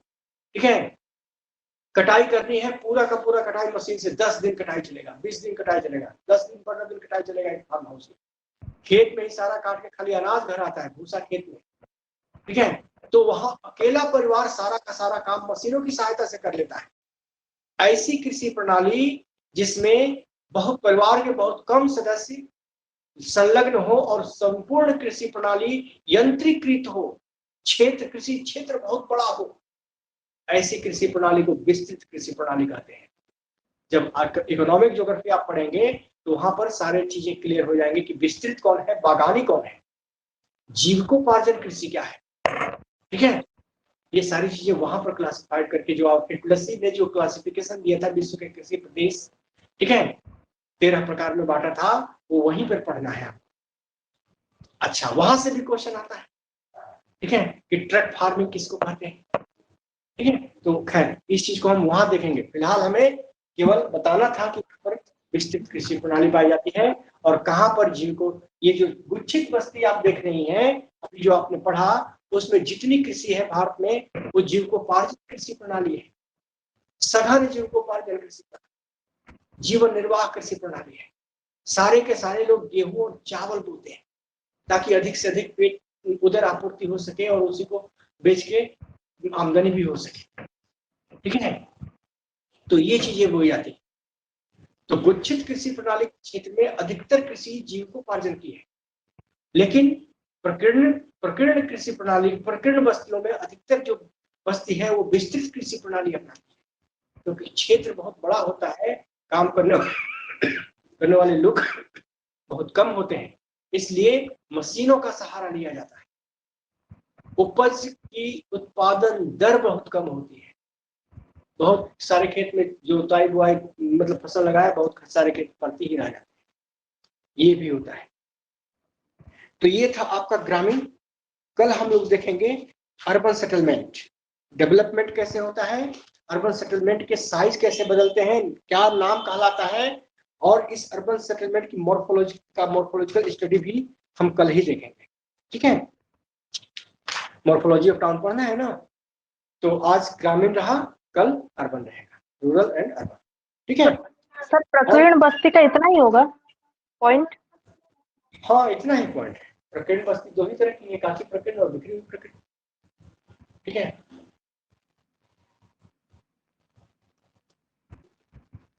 और कोई क्वेश्चन? सर ट्रक फार्मिंग कृषि में फलों का खेती किया जाता है ना सर? ट्रक फार्मिंग जो है एक तरह से कैश क्रॉपिंग है, मतलब खेत से काटा सीधा मार्केट में घुसाया अनाज, मतलब फसल को या उत्पाद को, क्योंकि वो उत्पाद जल्दी से जल्दी खराब होने वाला होता है, जैसे फूल सब्जी, ठीक है, सीधा कटा ट्रक में लदा और मार्केट में पहुंचा, ऐसी कृषि प्रणाली ट्रक फार्मिंग कहलाती है। पूरी तरह से मुद्रादायी फसल होती है, फूलों और सब्जियों की खेती इसमें ज्यादा होती है। और कुछ क्वेश्चन?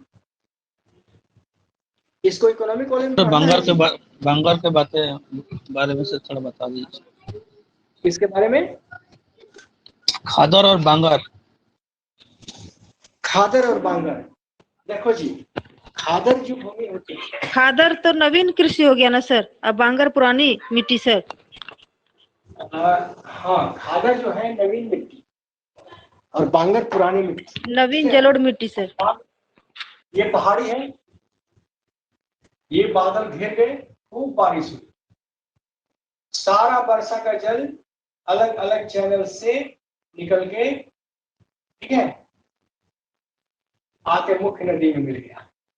शुरू में नदी भी इधर से उतर रही थी तो बड़ी तेज बह रही थी, थोड़ी देर तक ढाल रहता है, तेज ही बहती है, इसके बाद ढाल कम हो जाता है, नदी लगती है, खूब घूम गए, ठीक है। और इसी में कभी कभी ये सीधा काट के आगे मिल जाएगी, ठीक है, तो ये बन जाएगा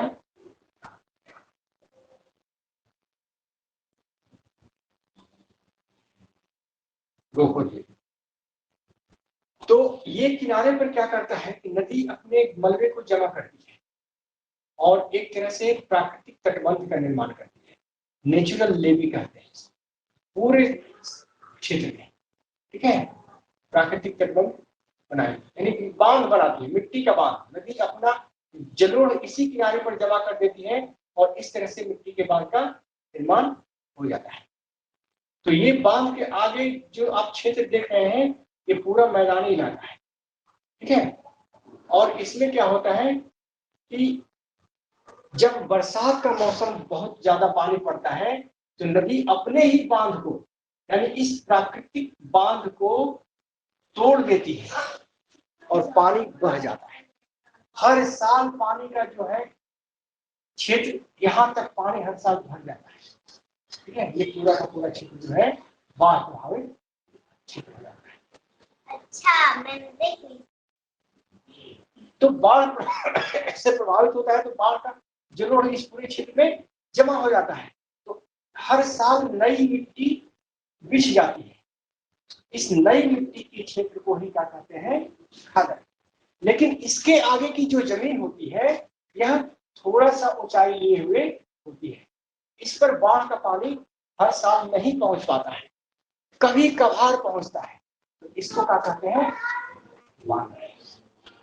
तो खादर जो हो गई नई मिट्टी का क्षेत्र हो गया और बांगर जो हो गया पुरानी मिट्टी का क्षेत्र। ये है खादर और ये है बांगर। नदी के ठीक किनारे के दोनों तरफ की भूमि जहां तक उसका बाढ़ का पानी पहुंचता है हर साल, ठीक है, खादर भूमि कहलाता है, खादर मिट्टी का क्षेत्र कहलाता है।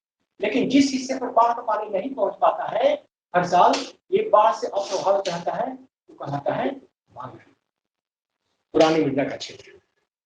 इसकी ऊंचाई ज्यादा होती है, इसकी ऊंचाई बहुत कम होती है, इसलिए नदी का पानी इसमें फैल जाता है, हर साल फैलता है, एक निश्चित दूरी तक फैल के जाता है, ठीक है। तो ये रहा बांगर और खादर। ये क्वेश्चन भी बहुत बार एग्जाम रहता है। फिजिकल ज्योग्राफी जब पढ़िएगा तो उसमें और डिटेल में इसको देखेंगे। और कोई क्वेश्चन?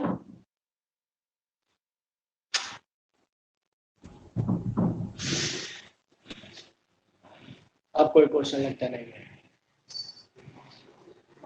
ठीक है, कल मिलते हैं।